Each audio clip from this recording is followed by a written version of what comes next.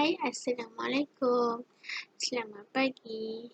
Okey, nama Cikgu Nurul Syazwani binti Mak Razi. Panggil Cikgu Syah. Okey, hari ini cikgu ingin memperkenalkan nama kenderaan di laut. Okey, sebelum itu cikgu nak memperkenalkan definisi kenderaan di laut. Okey, kenderaan di laut ini memainkan peranan yang penting dalam perniagaan antarabangsa kerana tambah pengangkutan adalah murah. Pengangkutan laut di Malaysia terdiri daripada kapal, sampan, feri, kapal layar dan kapal penumpang. Okey.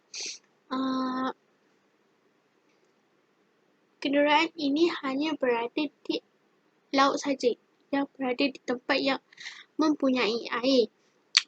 Laut yang kawasan lautan yang luas, dan kenderaan-kenderaan ini tidak boleh pergi ke darat, pergi ke awan. Ia hanya saja berada di air. Okey, fungsi kenderaan laut ini dia boleh juga membawa muatan, membawa penumpang, membawa kenderaan. Okey, fungsi dia adalah untuk menghubungkan dari satu tempat ke satu tempat yang lain. Okey, itu adalah definisi pengenalan kenderaan di laut. Okey, di sini ada 4 contoh cikgu Syah tunjukkan. First, sampan, kapal, feri dan kapal layar. Ada lagi. Selain itu, bot, kapal selam. Itu adalah contoh-contoh kenderaan di laut. Okey, ini adalah contoh gambar sampan. Sampan ini adalah sejenis bot yang diperbuat daripada kayu. Ada pelbagai jenis sampan seperti sampan dengan tali dan sebagainya. Okey, sampan ni dia ada pendayung. Kalau awak tengok dia akan ada seorang yang pembawa sampan tu, dia akan mendayung kiri kanan. Itu adalah sampan kerana dia akan tolak arus air tu untuk menjalankan sampan tersebut. Okay, itu adalah contoh penerangan sampan. Okey, ini adalah contoh gambar sampan. Sampan ini adalah sejenis bot yang diperbuat daripada kayu. Ada pelbagai jenis sampan seperti sampan dengan tali dan sebagainya. Okey, sampan ni dia ada pendayung. Kalau awak tengok dia akan ada seorang yang pembawa sampan tu, dia akan mendayung kiri kanan.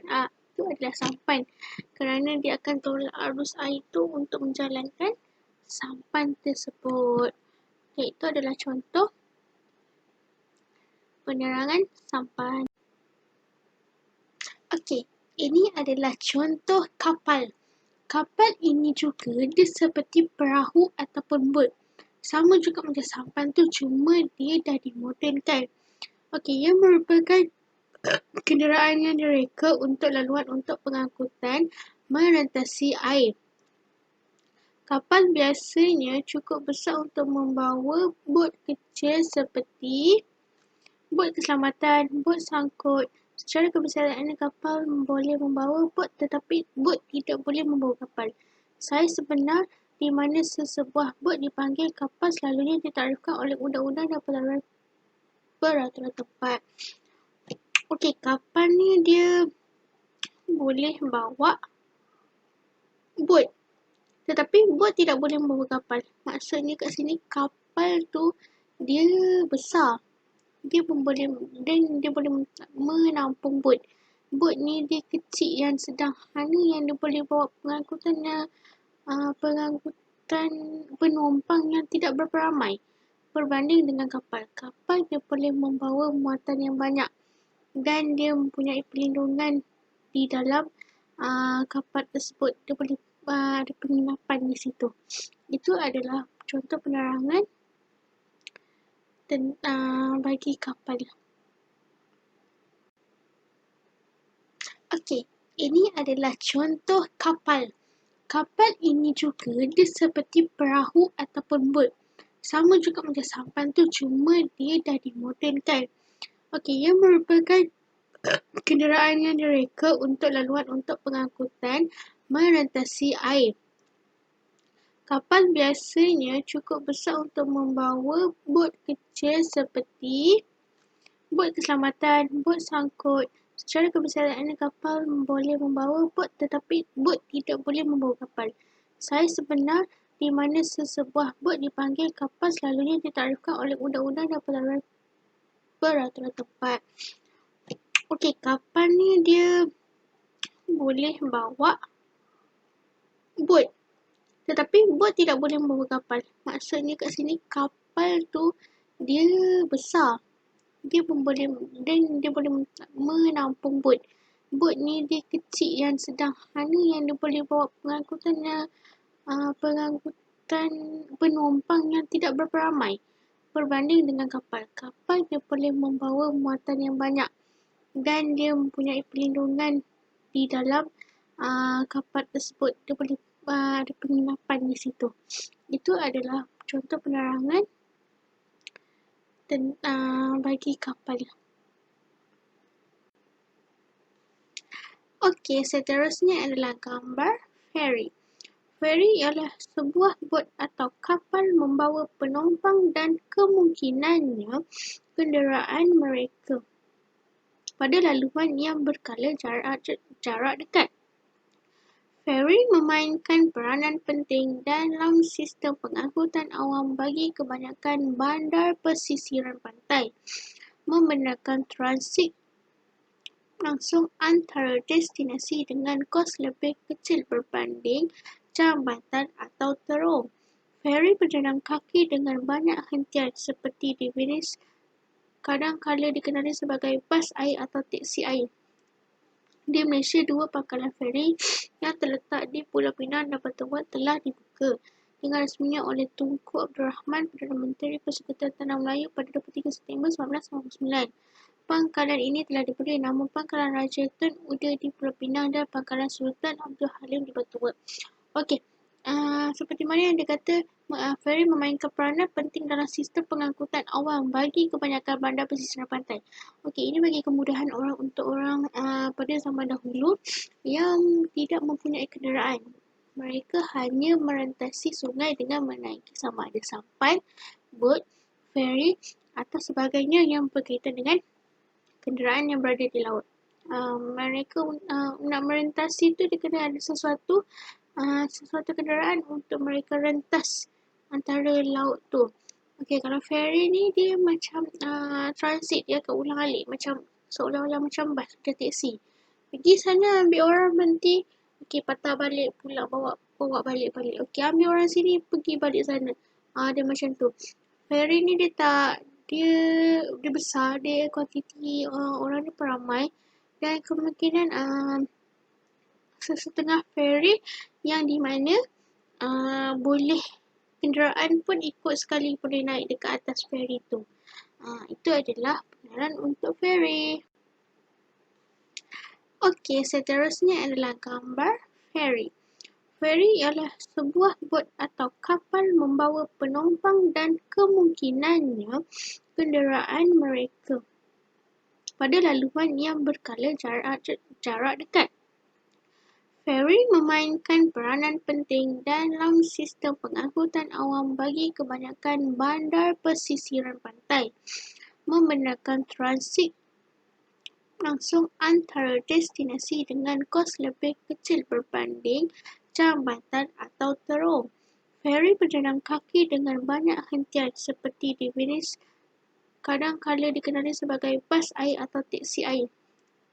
Di Malaysia, 2 pangkalan feri yang terletak di Pulau Pinang dan Batu Muat telah dibuka dengan rasminya oleh Tunku Abdul Rahman, Perdana Menteri Persekutuan Tanah Melayu pada 23 September 1999. Pangkalan ini telah diberi nama Pangkalan Raja Tun Uda di Pulau Pinang dan Pangkalan Sultan Abdul Halim di Batu Muat. Okey, seperti mana yang dikata, feri memainkan peranan penting dalam sistem pengangkutan awam bagi kebanyakan bandar pesisiran pantai. Okey, ini bagi kemudahan untuk orang pada zaman dahulu yang tidak mempunyai kenderaan. Mereka hanya merentasi sungai dengan menaiki sama ada sampan, bot, feri atau sebagainya yang berkaitan dengan kenderaan yang berada di laut. Mereka nak merentasi tu dia kena ada sesuatu kenderaan untuk mereka rentas antara laut tu. Okey, kalau ferry ni dia macam transit, dia akan ulang-alik macam seolah-olah macam bas, macam teksi. Pergi sana ambil orang berhenti, okey patah balik pula bawa balik. Okey, ambil orang sini pergi balik sana. Dia macam tu. Ferry ni dia tak, dia besar, dia kuantiti orang ni pun ramai dan kemungkinan setengah ferry yang di mana boleh kenderaan pun ikut sekali boleh naik dekat atas ferry tu. Itu adalah pengenalan untuk ferry. Okey, yang terakhir adalah kapal layar. Okey, kapal layar ni adalah sama sejenis dengan perahu. Okey, kalau kita tengok perahu ini, kapal layar ini biasa digunakan oleh atlet-atlet sukan untuk keseronokan atau sukan lah. Istilah ini berasal daripada perkataan Church Belanda yang bermaksud memburu. Okey, dan pada asalnya merujuk kapal pelayaran ringan yang cepat membawa tentera laut Republik Belanda. Digunakan untuk mengejar perompak dan pelanggar lain di sekitar dan perairan cetek negara rendah.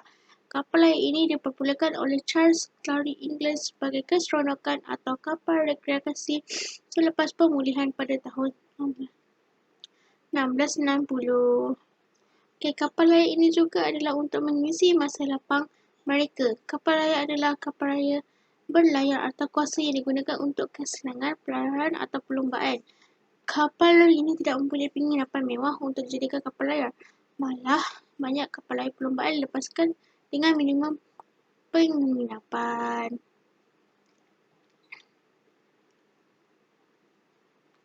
Okey, kapal layar ini tidaklah digunakan untuk seperti mana Cikgu Syah terangkan sampan, Cikgu Syah terangkan ferry, Cikgu Syah terangkan kapal. Kapal layar ni dia tak sama antara tiga-tiga yang Cikgu Syah telah sebutkan tadi. Kerana kapal layar ini hanya keseronokan mereka dan hanya aktiviti untuk meluangkan masa mereka di laut.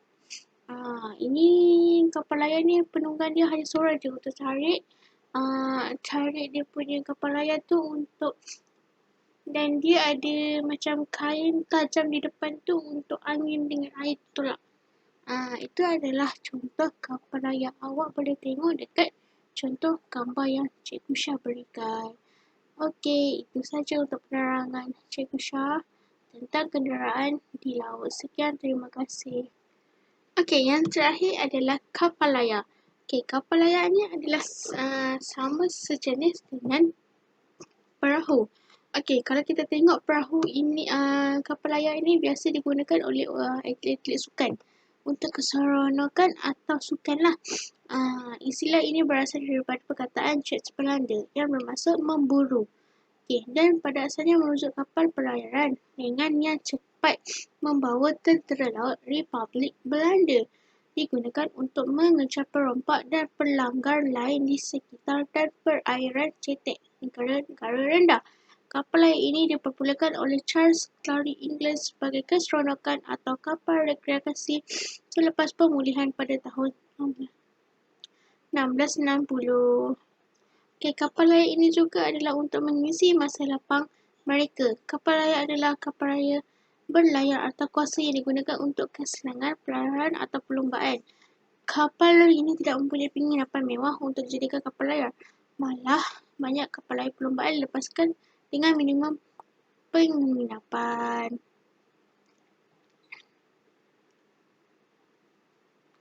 Okey, kapal layar ini tidaklah digunakan untuk seperti mana Cikgu Syah terangkan sampan, Cikgu Syah terangkan ferry, Cikgu Syah terangkan kapal. Kapal layar ni dia tak sama antara tiga-tiga yang Cikgu Syah telah sebutkan tadi. Kerana kapal layar ini hanya keseronokan mereka dan hanya aktiviti untuk meluangkan masa mereka di laut. Ini kapal layar ni penunggang dia hanya seorang je untuk tarik dia punya kapal layar tu untuk, dan dia ada macam kain tajam di depan tu untuk angin dengan air tolak. Itu adalah contoh gambar yang awak boleh tengok dekat contoh gambar yang Cikgu Syah berikan. Okey, itu saja untuk penerangan Cikgu Syah tentang kenderaan di laut. Sekian, terima kasih.